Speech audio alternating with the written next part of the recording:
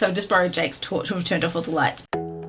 Welcome to 28 Days of Pokemon, where every day through February we document and share a new Pokemon adventure. So today we're doing another product review. This time I've mostly got some bits and pieces from AliExpress. These are a bit more novelty items and most of them I actually ordered for fun. I wasn't going to do a product review, but they arrived today and I thought people seem to enjoy the one from Temu, so I thought I may as well do it with these two. So these are a mix of licensed and unlicensed products, as often you will get online. This is clearly an unlicensed one. This one actually arrived a few days ago and I have actually used some of these on stream. So this box comes with 32 little packets like this. Each one is a surprise blind bag, and so inside there is a little bell, so these cute little acrylic figures, and then you've got a chain as well. So you can click them all together and then you can just use that as a keychain. So these would be really good for a kid's birthday party. Maybe if you've got a Pokemon themed birthday party or something, you can chuck them into the goodie bag. I got these to include as part of the giveaways on stream. Obviously not a licensed product, but they are really cute. Next up, we've got a couple of little figurines. So this one was sold as a Pokemon nightlight, and I was a little bit confused, and then I worked out. So I just borrowed Jake's torch and we've turned off all the lights, but you can see that actually glows in the dark. So that's why they called it a nightlight. So there we go. So that's our little Psyduck nightlight, glow in the dark Pokeball. So I think these were typically about $5 each. I think I paid like $3 as part of a special deal thing. I thought this would definitely be something that would keep our Psyduck fans happy. So the other figurine that I got was this cute little Dragonite. Now, I've actually had one of these before, and the other one I know is a legitimate one. I got this one from General Games. So quality-wise, they're pretty much the same. The difference is, and now this is interesting, so the one that I got from General Games has a Pokemon TM on the bottom. The one that I got from AliExpress has the Pokeball and the Pokemon logo, but the little glow-in-the-dark figurine one has the Pokemon TM version. This was supposedly authentic according to the listing. And it was priced about the same as the one that I got from General Games as well, which is also the other indicator.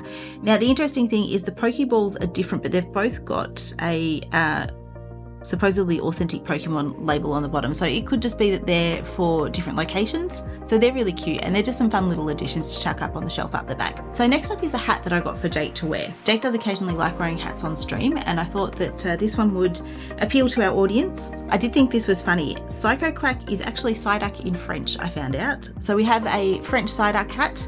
I am sure that Jake will enjoy wearing this. He does get a little bit self-conscious occasionally when he's under lights and he gets a bright spot, so this will help avoid that. I am intentionally saving a couple of things till later because they involve packs and I am looking forward to opening the packs. Now, this says it's a licensed product, but it is a building brick off-brand Lego set. It's a little Pokemon food bus, Pikachu food bus. So we won't build it on camera this time, but the quality actually looks pretty good. Pokemon has joined up with Lego this year and there's going to be some actual Pokemon brand Lego sets coming out. I know some of the ones that are advertised already are quite pricey, but yeah, this would be great for kids if they're into sort of Lego, Pokemon, that kind of thing. The instructions are sort of fairly easy to follow by the looks of it. This set was about $10, so just another Pokemon novelty item to add to the collection. So the next item is actually something that Jake ordered from Temu, but you can get this from AliExpress as well, so it fits in the video anyway. This is a little stand, so this is just to put some cards in. He thought it might come in handy on stream. Oops. You can put some different bits and pieces in there. Like, that doesn't work too badly, and honestly, when there's a bunch of stuff that I'm opening and I end up with a whole bunch of different little stands all over the table and they get knocked and they fall over and whatnot, this could actually come in quite handy just for keeping things a little bit more neat and a little bit more together. So yeah, you might see this in some future videos. I'll give it a run and see how it goes. So this one's not an AliExpress order. This is actually something that I've ordered off eBay, but it arrived today, and if I open this, I get to open some packs. So I thought I'd add this as well. So this is some Korean packs. I get mine off eBay. There is a seller there that sells them fairly cheaply that I like, and I've ordered quite a few times. They usually take at least a couple of weeks to arrive. So I have Some more hunting for the Charizard because I don't really care what language I get it in, I just want to get it at some point. And then we've got a couple of packs of battle partners. So this is for a live stream where we're going to be chasing either the Reshiram or the Articuno for Phoenix, because I know Phoenix is after both of those cards. Unfortunately, we didn't manage to get the Perrin for Crimson Haze that we were chasing for Wilkie, but we'll see if we have any more luck for Phoenix. Now, I'm not going to open this pack because I actually just want to keep it closed until I'm ready for it. I do have another one that's open though, so I have got half a dozen packs from that, which I'm going to open up because I can. I'm getting grief from Jake here. Yeah, because you're a degenerate. Me? Never. Yeah. All right.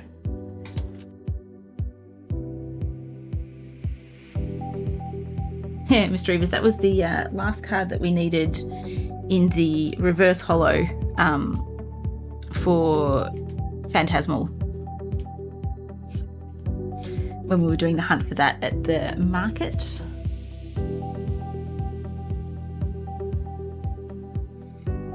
Try not to give away what's at the back. So it's interesting. I'm pretty sure that the Korean and the Japanese have a slightly different order. I think that the rare card's the second last one in Japanese, whereas in the Korean it's the last card. We will plow ahead. The advantage to Korean cards is they are cheap. So these only cost about maybe $2 a packet. Here we go. We've got a Reshiram.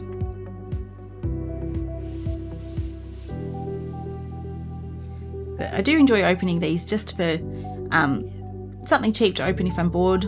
I use them if I'm doing something in a video that doesn't require any sort of specific language associated with it. And getting fairly rinsed at the moment, so if you saw my Ascended Heroes video, I am looking forward to the live stream to see if I can actually do a little bit better than absolutely nothing. Oh, there we go. We have the Ambipom. This is one of my favourite cards from the set, so I can't complain too much about that.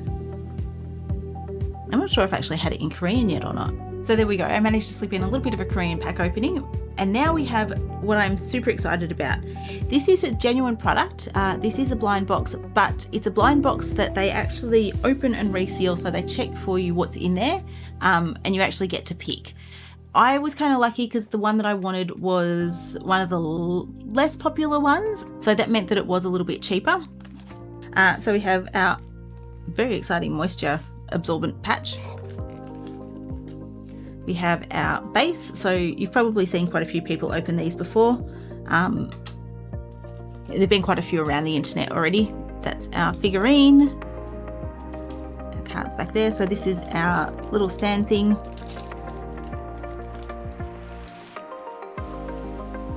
And it comes with the sleeve for the card. This. There we go. Slots in the back there.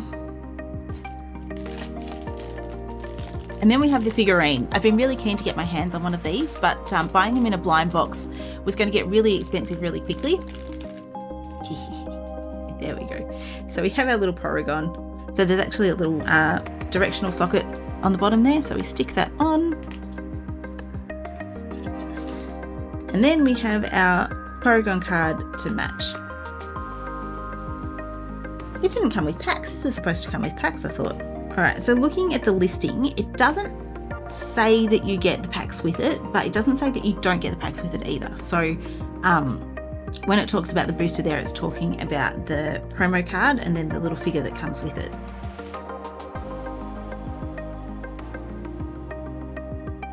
So yeah, so it looks like we didn't actually get our 2 packs with that.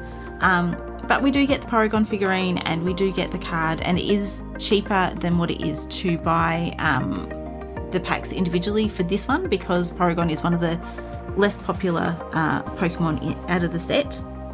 So if you do get these, you can see the Gengar's more expensive, the Ivysaur, whereas some like the Porygon or the Execute are quite a bit cheaper. So obviously they just price them based on popularity, but that worked for me because I just wanted the Porygon one, and usually they're about $50 to $60 to get them in Australia. So, and that's for the blind box. So this way I was able to get exactly the card that I wanted and pay quite a bit less for it.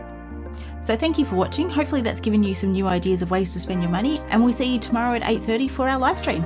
Catch you then. Bye.